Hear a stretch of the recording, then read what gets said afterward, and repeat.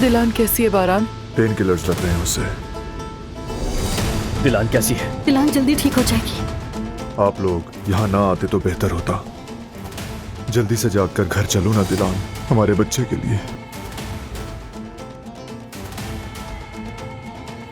या अल्लाह तेरा शुक्र है। बेबी। सभी घर वाले फिक्रमंद हैं। दिल नहीं माना तो चला आया।